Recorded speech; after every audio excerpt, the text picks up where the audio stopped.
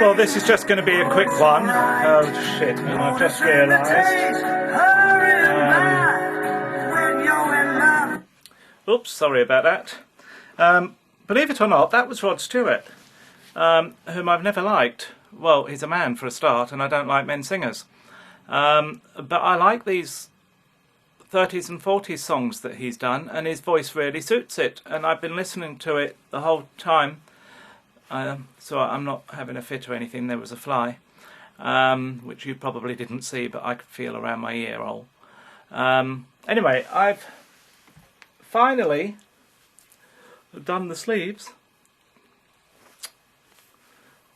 Done the sleeves of the sweater. Doesn't it look wonderful?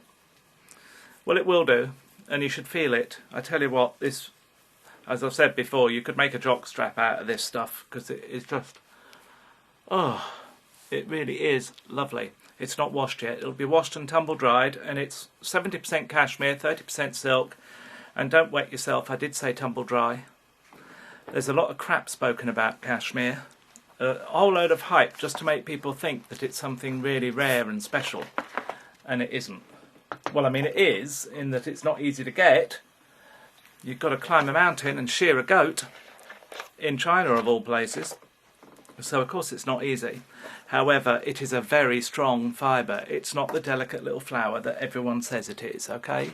That's bollocks. And if you really want your cashmere to feel lovely, then you need to tumble dry it. But, of course, if you've bought it, then don't dare do that. Because it does shrink, but it only shrinks a bit. It doesn't shrink a lot. And of course you don't agitate it. The last thing you want is a pissed off cashmere. See, I even laugh at myself. Well, anyway, listen, I posted this on Facebook. I don't know if you're going to be able to see it, but this is a fantastic t-shirt.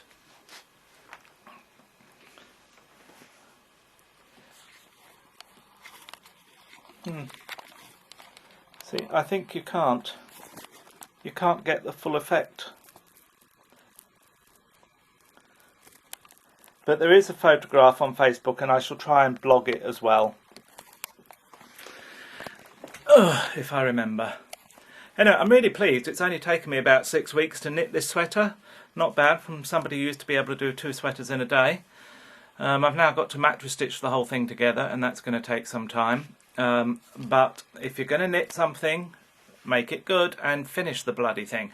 I get so pissed off with these people who say they hate sewing together and so they get a machine out. Well, why ruin it? Oh no, that's just a real no-no. That really does cheese me off. If you're going to take the effort to knit something, then please finish it properly. Mind you, I have to say that you can hardly blame some people, because, I mean, when you look at magazines and you look at the awful shoddy work that they model in both hand knitting and machine knitting magazines, with absolutely terrible finishing and wonky seams and, oh dear me, really quite awful. I remember going into a really posh boutique, a very famous name, in Paris, and I was looking at the stuff there. You know, over £1,000 for a poxy sweater that had threads hanging off it, that had wonky seams, and it, oh, just appalling. And some twat's going to pay £1,000 for it just because it's got, I won't say the name, in it. You know, whereas they won't pay me 85 quid, well actually one person did recently, and it was a knitter, and I was very, very pleased. Paid me 85 quid for one of my cashmere sweaters, you know, but which is bloody cheap, and when you consider all the work that goes in it and the yarn. But of course Colin Anderson doesn't mean anything, you know, so it's rather silly. I don't buy anything, I mean, like Doc Martens. I wear Doc Martens because they're comfortable. They actually really support my ankle. Even though I don't walk, they really do support my ankles. When I take them off, I can feel my feet collapse. So there's a good reason for wearing them, and they're very pretty too, obviously. And oh, I don't know why that's come up on my iMac. It's telling me that iTunes Music is 77 gigabytes. Well, why did I need to know that? Anyway, That was knitted on the fine gauge machine, and I'm going to just see how close up this can get. Oh, reasonably good, isn't it? You can see how... Anyway, it's knitted at tension 5. There are 37 stitches and 53 rows to a 10 centimetre square. Oh, you can work it out for yourself what that is in inches, but 10 centimetres is 4 inches. So divide all that by 4 for the non-metric people. You know who I'm talking about.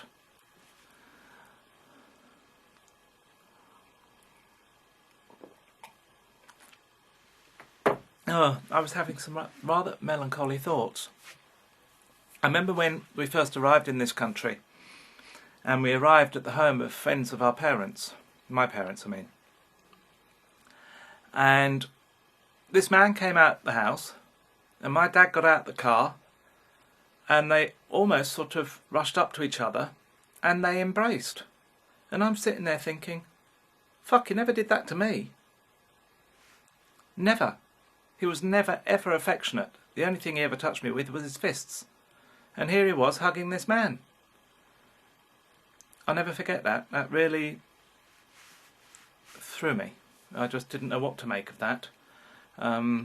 Except it confirmed to me that I obviously was a big piece of shit, as far as he was concerned. Funny things to think about when you're knitting, but that's what came to my mind. You know, and I just think, what a sad, pathetic man, really. And that family friend wasn't exactly... Oh, he really conned me. I was severely, severely depressed the following year. And no one was taking any notice, but he did. So I thought. And he paid for me out of his own pocket to go to see a private doctor. And I get there and I realise this has got fuck all to do with me being depressed. This has all got to do with me being gay. And the private doctor was supposed to straighten me out.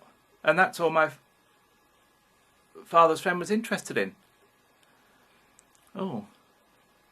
Certainly had to go off somebody, and very quickly. I had a nightmare about him. And I dreamt that I was lying in his arms dead. And he placed me into this coffin in the earth. He placed me into the earth, I mean, not in a coffin, just into the earth, up on this hill. And I turned into a cat and ran away. I think the meaning is fairly obvious. But, well, anyway, I've had the last laugh with these people, honestly. And he had problems too, physical problems, but he had multiple sclerosis. And I remember he lost... Well, he started to lose all sorts of faculties. I was speaking to somebody yesterday who's had two different people. One's had the injections in the spine, and the other one's had the nerve derivation, or whatever it's called. Both of which treatments my doctor... Oh, what do you want now? Oh dear, are you telling me you want something? Luke's come up. Oh, and now Madam's come up. No show without punch, as they say. Oh, and you're just going to walk all over everything and get to me, aren't you? Come here then, sweetie. Oh, dear me. Oh. Oh, look. Here she is. Here's my baby. Come on, they'll think I'm really soppy. Look. Oh, dear. What did you want? I think they want to go... Oh, well, that was a big yawn. That was a big yawn. Luke, do you want to go out? Do you all want to go out into the garden? Do you want to have a wee-wee? Oh, anyway, now you know how I talk to my dogs.